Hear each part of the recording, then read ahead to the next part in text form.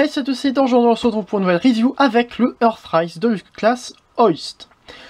Alors petite chose avant de commencer, avant le début de Earthrise, je disais que Hoist et Grapple notamment étaient nécessaires, en quelque sorte, dans les prochaines gammes de jouets. Hoist et Grapple n'étaient pas encore annoncés. Et du coup, Grapple on ne l'avait pas eu depuis Classics, je crois. Et ça faisait du coup très longtemps que j'avais envie d'avoir un Grapple dans ma collection. Et Hoist, il n'était pas sorti depuis 330, donc Generations vers 2014 ou 2015. Et du coup, oui, c'est ça, 2014. Et du coup, ça manquait quand même un petit peu à certaines collections. Surtout que le Hoist de cette époque-là reprenait surtout IDW et il n'y avait aucun Hoist de type géant. Mais on l'a ici et vous verrez qu'il est très très réussi. Donc on a une boîte à la Earthrise classique avec donc Hoist en anglais et en cybertronien. Ici, sa petite fonction, je ne sais pas ce que c'est, il n'est pas très gradé.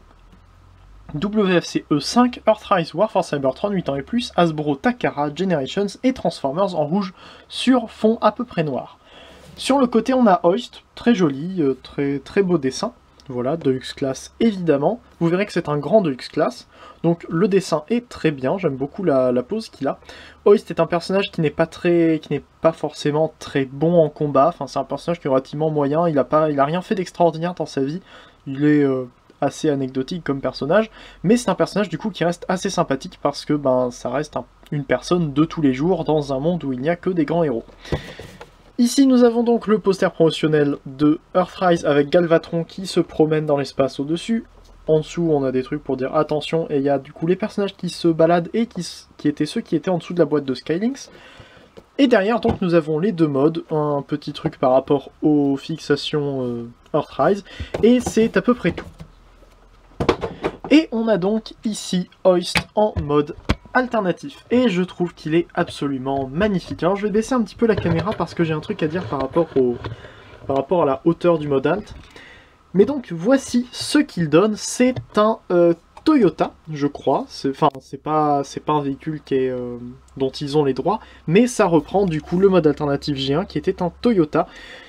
Si je me souviens bien encore une fois, j'espère que c'est le cas. Ici donc en vert avec une attache, en pick-up avec une attache pour remorquer des véhicules. Le mode alt est vraiment très joli malgré quelques défauts que vous pouvez voir ici. Il s'agit de ce qu'on voit en dessous. En effet, on a l'avant de la ceinture qui se voit, les talons ici, et les mains là qui sont le plus gênant je trouve. On a également une garde au sol qui est très haute. Vous voyez comme ça qu'on a un capot qui ne... une calandre qui ne descend pas assez et un pare-choc qui reste beaucoup trop haut. C'est un des défauts que je reproche au mode alternatif. Ça aurait mérité d'être plus haut à la limite avec une pièce pour remettre vers l'arrière pour la transformation. Mais ça aurait rajouté des pièces en plus sur le mode alt et ça aurait ajouté du prix à la figurine. Voilà, donc on a ici des magnifiques bandes noires et jaunes sur le côté avec un tour en blanc, c'est vraiment magnifique. Et au niveau des détails de peinture, on a donc de l'argenté ici, on a du bleu transparent ici, toute la pièce à l'avant est bleue transparente. De la peinture partout dessus parce que pareil, cette pièce-là est transparente. Sur le mien, vous pouvez voir, et je viens de remarquer ça, qu'on a des marques de stress un peu partout. C'est comme des petits éclats dessus, c'est un peu moche. Je sais pas depuis quand j'ai ça, mais je me souviens pas que c'était comme ça au début. C'est bizarre. Je tourne la review en mi-juin à peu près, et je l'ai eu vers mi-avril. Voilà. On a des vitres qui sont peintes en noir. Au début, elles devaient être peintes en bleu, et je suis très content qu'elles soient noires, parce qu'en bleu clair, ça aurait été très très moche. Ici, ça se remarque assez peu. Ensuite, on a donc tout le système arrière, avec donc ça qui aurait pu faire des gyrophares, mais malheureusement, on ne peut pas les ramener vers l'intérieur. Ça tourne, mais on peut en ramener une seule vers l'intérieur. À la limite, on peut, comme ça, venir bouger les deux pour les mettre ainsi, si on veut. Mais du coup, ça fait un petit peu moche, je trouve. Donc, il vaut mieux juste ramener comme ça, entièrement vers l'arrière. Et laisser comme ça, c'est le mode officiel. Et ça passe quand même assez bien. Même si c'est une occasion ratée de faire des gyrophares qui se replient et avoir des ailes plus grandes. On verra ça en mode robot. On a aussi de la peinture ici pour des sortes de feux arrière, mais qui sont orange. C'est bizarre, peut-être qu'en rouge ça aurait été mieux. Voilà. On a des pegs 5 mm ici, là et sur le dessus. comme ceci. Et c'est à peu près tout pour les connexions. Vous voyez à l'arrière qu'on n'a pas grand chose, ça reste assez ouvert au final. Donc c'est pas forcément très joli, et on voit quelques détails de l'avant des jambes, mais ça reste assez bien caché avec cette pièce-là. Voilà. En dessous, vous voyez ce qu'on voit, et du coup, on voit les jambes, on voit une partie des bras, et on peut à la limite même venir tirer les bras pour les ramener vers l'avant, comme ceci. Ça peut faire un truc, bon il ne roule plus comme ça, mais ça aurait presque pu. Ça aurait pu faire une voiture avec des bras. Oui, pour la comparaison, j'avais dit que Hoist était très grand, et vous pouvez voir à côté de Sideswipe Siege, il est moins large évidemment, mais il est beaucoup plus haut, et au final il va se déplier entièrement en robot pour devenir beaucoup plus grand que Sideswipe. On comparera surtout avec Ironhide et Grapple, Ironhide Siege et Grapple Earthrise, pour comparer avec un grand Deluxe et un petit Voyager. Et il vient avec un accessoire, et cet accessoire c'est celui-ci, c'est son canon. Alors, c'est un canon avec un peg 5 mm très très long, étant donné que la main est censée aller à l'intérieur, mais du coup le peg dépasse en dessous, et vous verrez que ce n'est pas très joli en mode robot. Donc, comme ça, c'est assez simple, et on peut venir le mettre sur le côté, comme ceci. Parlant du mode alternatif, je vais comparer avec Grapple Earthrise pour vous montrer un problème au niveau de l'échelle. Voilà, je considère tous les Siege et Earthrise à l'échelle entre eux en mode robot, mais du coup, en mode alternatif, ça fait un peu des aberrations parfois, merci le Mass Shifting G1. Et du coup, vous voyez que Hoist est beaucoup trop grand par rapport à Grapple, s'ils étaient à la même échelle, et du coup, c'est un peu gênant. Le orange est relativement similaire sur les deux, ce qui est pas mal, étant donné qu'ils sont censés aller ensemble tous les deux. En plus, du coup, on les a dans la même gamme et dans la même vague, ce qui est encore mieux pour les avoir tous les deux en même temps. Voilà. Autre petite chose par rapport aux couleurs, on voit une différence de couleur entre le plastique vert ici et le vert peint ici. Vous voyez que la peinture est beaucoup plus sombre, ce qui fait que ça peut poser quelques petits problèmes pour ceux qui n'aiment pas trop les différences de couleurs comme ça. Dans la plupart des lumières, honnêtement, la couleur ne se voit pas trop, il y a pire comme différence de couleur. Mais ça reste quand même un petit problème. Après, ils ne pouvaient pas forcément faire autrement, sauf en mettant plus de pièces ici pour mettre du transparent à l'avant et laisser ça en vert normal, mais du coup il n'y aurait eu que cette pièce-là qui aurait été verte bizarre. Voilà. Autre petit détail, donc je n'ai pas parlé, le logo Autobot et les détails de salissure. C'est un des derniers à avoir ces détails de salissure là dans Earthrise. Du coup, un des seuls dans Earthrise et un des derniers dans Siege et Earthrise, enfin dans la trilogie Warfare Cybertron. Ça en dérange certains, moi ça ne me dérange pas du tout, au contraire ça donne un peu plus de réalisme à la figurine. Autre chose qu'on peut faire avec ce mode alternatif là, c'est sortir la petite rampe à l'arrière. Alors pour ça il faut ouvrir ces deux pièces là comme ça, pour permettre de déclipser la pièce en tirant vers le haut, et la ramener vers le bas. On a deux petits tabs ici qui viennent se mettre à l'intérieur, là et là. Et donc ça vient juste sur un axe comme ça, c'est très libre. On referme ces pièces là et on vient clipser en bas, comme ceci, voilà. On a donc une petite roulette en dessous pour venir rouler comme ça, même si j'ai l'impression que ça glisse plus que ça ne roule, mais ça reste toujours sympathique. On peut venir prendre Sideswipe et le poser dessus, même si du coup Sideswipe fait un petit peu grand par rapport à Hoist en mode alt.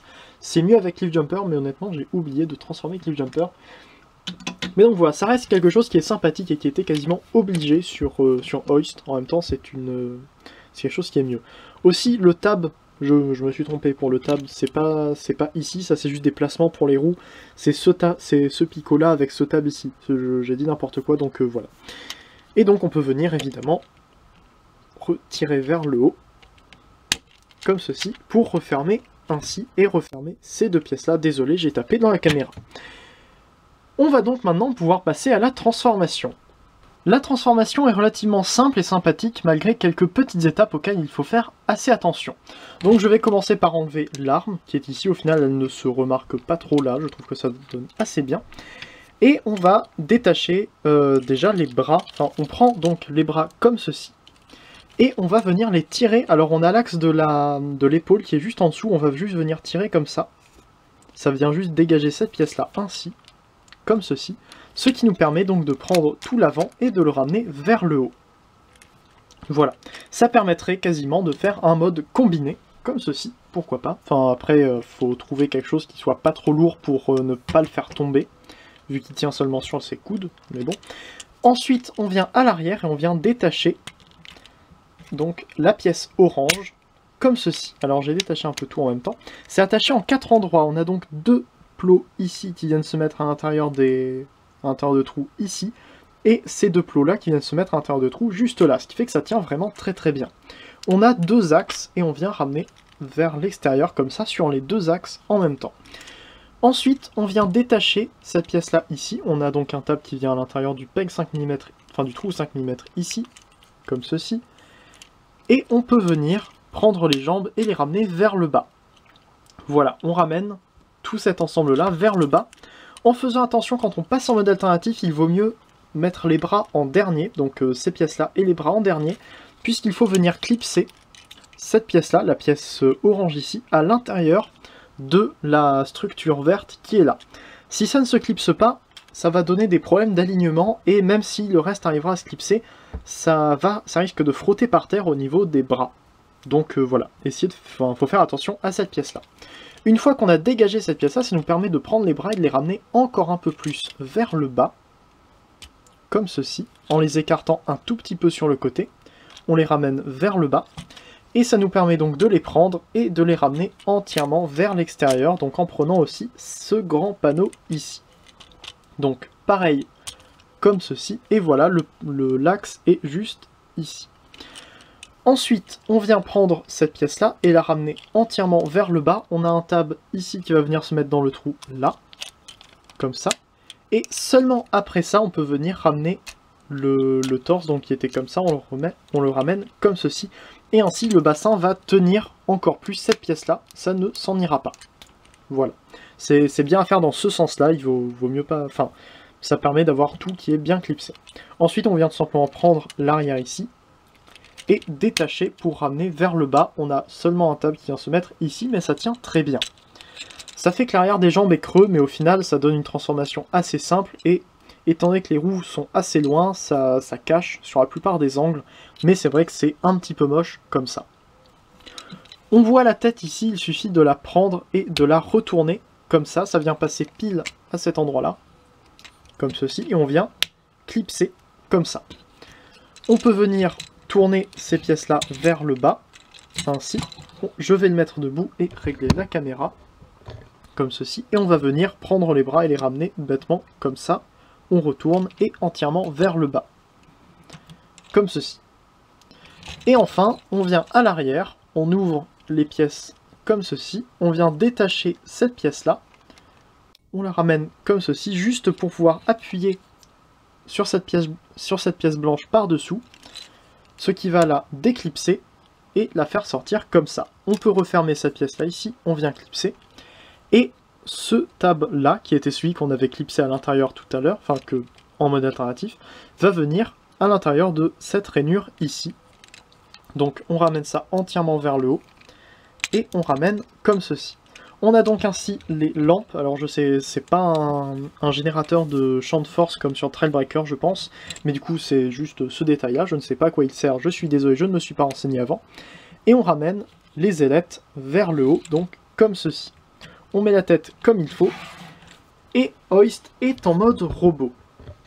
Et honnêtement, je trouve qu'il donne vraiment très bien. Alors on peut venir directement lui donner son arme, il suffit donc de la mettre dans sa main, pour avoir, enfin on la met dans sa main jusqu'au bout, comme ceci, pour avoir un mode robot plus G1, avec donc l'arme à la place de la main. Malheureusement, déjà je vais parler de ça en premier, eh ben, c'est trop gros, c'est beaucoup trop large pour l'avant-bras, ce qui fait que ça fait vraiment une séparation, en fait, c'est vraiment comme si ça avait été mis dessus et que c'est un peu moche, et en plus on voit le peg 5 mm dessous. Alors quand on fait une animation, à la limite, si on monte cette pièce-là, ou même dans une pose, on peut tourner la main pour ne pas, enfin pour cacher le trou, qui était donc censé être comme ceci si la main était restée droite. Mais ça fait beaucoup de manipulation pour quelque chose qui aurait pu être beaucoup plus simple si la main s'était juste ramenée à l'intérieur. Après, si la main s'était ramenée à l'intérieur, on n'aurait pas eu la rotation au niveau du poignet. Ça aurait été un mal pour un bien. Voilà. Mais donc, Hoist est vraiment très beau. Il reprend son design G1 avec donc la vitre ici et l'énorme ventre fait à partir de l'avant du mode alternatif. Je trouve qu'il est franchement magnifique, le vert est très joli, je ne suis pas le plus grand fan du vert, mais je trouve qu'ici ça donne vraiment très bien. Au niveau de la tête, vous pouvez voir qu'elle est là aussi très réussie. On a une tête faite en noir avec de l'argenté foncé, enfin du gris foncé métallisé qui est au niveau de la bouche, et les lunettes qui sont faites en bleu, ce que je trouve très bien. Le bleu ressort vraiment beaucoup, avec donc le backpack ici qui donne le détail qu'on a sur Hoist normalement. On a des panneaux derrière les bras, mais encore une fois, c'est très G1. Les bras sont peut-être un petit peu fins, c'est peut-être une des seules choses sur lesquelles dont je me plaindrai pour le mode robot. Avec les pieds, mais on va voir après. Il n'y a rien à dire sur la ceinture, hein, ça fait très... caleçon orange, pourquoi pas. C'est original, mais du coup j'aime beaucoup, ça donne très bien. Voilà, les cuisses, les genoux ici. Et les pieds qui ne sont peut-être pas très jolis. J'étais vraiment pas fan des pieds au début, j'aurais voulu qu'ils avancent un peu plus, mais avec la transformation et vu le placement du coup de cette pièce-là, c'était pas spécialement joli. Au niveau justement de l'arrière, vous pouvez voir que c'est très bien fermé, au moins au niveau du dos, mais du coup ça manque au niveau des jambes. C'est peut-être un petit peu dommage. Après, comme je disais, ça reste pas trop mal, étant donné qu'on a quand même une bonne partie qui est pleine, vous voyez au niveau des pieds. C'est pas juste une seule plaque comme ça, on a quand même une partie qui n'est pas creuse au niveau de là où ce n'était pas nécessaire d'être creux pour la transformation. Je vous rappelle que c'est censé aller entièrement comme ceci. Donc évidemment que c'était censé être creux. Je ne sais pas où ils auraient pu caser un panneau pour que ça se ferme, honnêtement, donc au final c'est pas trop mal. Au niveau aussi du creux, parce que je voulais parler des creux à cet endroit-là, vous voyez que c'est quand même très creux dedans, mais vu qu'on a le panneau derrière qui est assez épais, ça permet de ne pas trop le voir. Je ne l'ai pas dit aussi, mais le panneau ici qu'on pouvait sortir pour Sideswipe se connecte aux bases de Omega Supreme, Skylynx et Ironworks, notamment. Donc voilà, si ça vous intéresse, mais après je vois pas pourquoi vous iriez connecter le mode alternatif de Hoist à une base. À part pour... enfin je sais pas, bref. Donc, au niveau des articulations, après c'est vraiment pas mal, donc la tête est sur ball joint, peut aller comme ça sur le côté, peut tourner entièrement et peut regarder vers le haut, encore plus vers le haut si on vient détacher la plaque, pourquoi pas, et donc vers le bas à peu près jusque là, comme ceci. Le bras tourne entièrement comme ça, alors il faut un peu enlever la pièce derrière, enfin l'aileron pour faire passer, mais donc ça peut faire un 360 degrés.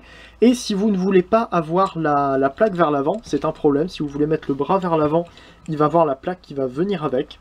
C'est un problème de design. Après, ça reste, je trouve que ça reste à peu près excusable. Mais c'est vrai que la main ne dépasse même pas de ce panneau-là. Après, on peut toujours du coup lever le bras entièrement juste ici sans que le panneau ne suive, ce qui est bien. Ça tourne à 360 degrés ici, le coude peut plier jusque là, ce qui est encore très bon. Et la main peut tourner entièrement comme on l'a vu en montrant le canon ici. Le torse tourne à 360 degrés mais peut taper à l'intérieur de cette pièce-là. Ce qui est un peu dommage, mais bon, il suffit de la détacher et on peut continuer à faire tourner. Ce n'est pas lâche, donc on peut très bien détacher sans causer de problème. Les jambes vont vers l'avant jusqu'ici et vers l'arrière jusque là. Et sur le côté, ça va jusque là, comme ceci, ce qui est très bien. Ça tourne à cet endroit-là, mais ça peut être un petit peu solide. Il y a une sorte de petit cran pour que ça soit droit, ce qui est très pratique pour le transformer en mode alt, étant donné que les jambes nécessitent d'être droites. Mais donc on peut tourner entièrement, il faut juste faire attention à ce que ça ne tape pas dans l'angle ici de la ceinture. Ensuite, il y a le genou ici qui peut plier à 90 degrés, un peu plus, et on peut utiliser le genou de la transformation, qui malheureusement est un peu plus lâche, et vous voyez, il ne se clipse pas bien. On a pourtant un tab qui devrait se mettre là-dedans, mais ça ne se clipse pas, donc c'est un peu dommage. Ça fait qu'on va avoir tendance à utiliser le deuxième genou. Vous voyez la différence de posture que ça donne. Ça fait des cuisses beaucoup plus longues. C'est celui-là qu'il faut utiliser en priorité. Mais c'est dommage du coup que celui-ci ne se clipse pas bien, au moins sur mon exemplaire. Je ne sais pas comment c'est sur d'autres. Et enfin, les pieds se ramènent jusque-là avec des détails qui permettent de ne pas casser entièrement la cheville. Ce que je trouve toujours très apprécié. Voilà. Donc Hoist peut faire vraiment des poses pas mal. Très joli, même si après, comme je l'ai dit, ce n'est pas le plus héroïque de tous les Autobots. Au niveau des comparaisons, Hoist est un grand Deluxe. D'ailleurs, j'ai utilisé cette articulation du genou alors que j'ai dit de ne pas l'utiliser. C'est un peu dommage. Hoist est donc un grand Deluxe. Si on compare avec Ironhide, le plus grand Deluxe Siege avec Impactor, mais j'ai pas encore parlé d'Impactor sur ma chaîne, vous pouvez voir que même là, avec les jambes un petit peu pliées, il est aussi grand qu'Ironhide. Si on le met droit, vous pouvez voir qu'il est légèrement plus grand. Et surtout, il fait plus massif, parce qu'il a évidemment son énorme ventre, en fait. On pourrait faire un repaint en Let Foot Dark of the Moon, que ça ne dérangerait personne, à part pour le mode alt. Mais du coup, vous pouvez voir que ça reste un grand Deluxe. Et c'est pour ça que c'est un excellent contre-exemple à Cliff Jumper Earthrise. Désolé, j'ai oublié de le sortir, décidément. Cliff Jumper qui était minuscule en mode robot, mais à côté dans la même gamme, pour contrer ceux qui disent que les Deluxe sont de plus en plus petits, nous avons Hoist qui est absolument gigantesque pour un Deluxe. Pour comparer un Deluxe de 2011, j'ai pas encore fait une comparaison comme ça, mais j'ai un Deluxe Dark of the Moon à côté de moi, donc le Ratchet. Et vous pouvez voir que oui, les Deluxe sont devenus vraiment minuscules avec le temps. En effet, en 2011, on avait un Deluxe qui faisait cette taille-là, et en 2020, on a un Deluxe qui fait cette taille-là, qui fait donc une tête et demie de plus. Les Deluxe sont maintenant plus petits, c'est vraiment horrible, on nous prend pour des pigeons. C'est évidemment du sarcasme, en plus les Deluxe sont maintenant moins chers qu'il y a 2 ans. Au moins pour les Earthrise, désolé les collectionneurs de Studio Series, mais nous, collectionneurs de Earthrise, avons les Deluxe les moins chers. Bref, j'arrête de faire du sarcasme comme ça. On a un Deluxe qui est grand, et c'est très bien pour l'échelle, parce que regardez à côté de Grapple, vous pouvez voir que Grapple, qui est un petit voyageur qui vient avec 3 accessoires, fait à peine une tête de plus que Hoist, qui est un grand Deluxe avec un seul accessoire. Ce qui fait qu'au final, les prix sont... Enfin, la différence de prix est assez justifiée, en plus avec la structure de Grapple ici, qui est un peu plus complexe et consomme plus de plastique, j'ai l'impression, que Hoist, qui est un peu vide. Au final, ça se compense assez bien. Mais du coup, en plus, ils donnent très bien tous les deux, le orange s'accorde très bien, et surtout, c'est une équipe d'architectes et de réparation qui fonctionne très très bien. Et du coup, je suis très content de les avoir tous les deux. Maintenant, je vais parler un peu de Trailbreaker, parce que donc Trailbreaker est le repaint, remold normalement de Hoist, toujours. Et Trailbreaker Earthrise n'a quasiment pas de différence avec Hoist, à part donc le backpack qui sera différent et la tête. Et c'est quelque chose que je trouve dommage, parce que autant Hoist a dans le cartoon, dans le modèle du cartoon et dans le jouet géant, des panneaux derrière les bras, autant Trailbreaker n'est jamais représenté avec ses panneaux derrière les bras. Il les a dans le jouet géant, mais pas dans le cartoon, et en plus il a des jambes différentes, en plus de paraître au moins plus grand, s'il n'est pas réellement plus grand. Beaucoup de third party font en sorte de différencier beaucoup Trailbreaker et Hoist, parce qu'ils sont très différents, beaucoup plus différents que ne le sont Ironhide et Ratchet, ou Sideswipe et Red Alert. Pourtant Sideswipe et Red Alert ont pas mal de différences aussi, mais en Earthrise, c'est dommage, on n'a pas autant de différences, et je trouve que ce mode correspond très très bien à Hoist, mais un peu moins bien à Trailbreaker. Mais peut-être que j'aurai quand même Trailbreaker, j'aimerais beaucoup l'avoir. Donc voilà, je pense que c'est à peu près tout ce que j'ai à dire sur ce Hoist. La vidéo était longue, hein, 25 minutes, ça commence à faire beaucoup. J'espère qu'elle vous aura plu. Hoist est un très bon Earthrise que je vous recommande. Franchement, en plus d'être très grand, donc au final, par rapport à la... Si on ramène à la hauteur du Transformer, ça fait moins cher au centimètre. Donc c'est pas mal. En plus, il reprend très bien le G1 en ayant le bon mode alternatif, les bonnes proportions G1 et de très bonnes articulations en général. En plus, c'est un personnage qu'on n'a pas forcément beaucoup vu ces derniers temps en Transformers, donc c'est toujours bien de l'avoir. Donc j'espère que cette review vous aura plu, n'hésitez pas à commenter ou à me dire ce que vous en avez pensé de la figurine ou de la review dans les commentaires. N'hésitez pas à vous abonner non plus si ça vous a plu, et pour les prochaines reviews Transformers, n'hésitez pas à faire un tour sur les chaînes vidéastes les chaînes des vidéastes Transformers se trouvent juste après ou juste en dessous en description. Je sais pas pourquoi j'ai oublié cette phrase. N'hésitez pas non plus à faire un tour sur le forum Transformers... Wow. Excusez-moi, c'est difficile aujourd'hui. N'hésitez pas non plus à faire un tour sur le forum transformersaffaires.com pour toutes les nouveautés en termes de Transformers officiels ou non, ainsi que mon sujet collection. Et allez faire un tour sur le Discord Transformers de l'Arche, où il y a toujours des discussions dessus, toujours très mouvementées. Donc voilà. On se retrouve normalement la semaine prochaine pour une prochaine vidéo. C'était Heider, fin de Farmer à jour. Wow. Excusez-moi, décidément c'est très dur. C'était Heider, fin de Farmer à jour, fin de Farmer toujours et salut.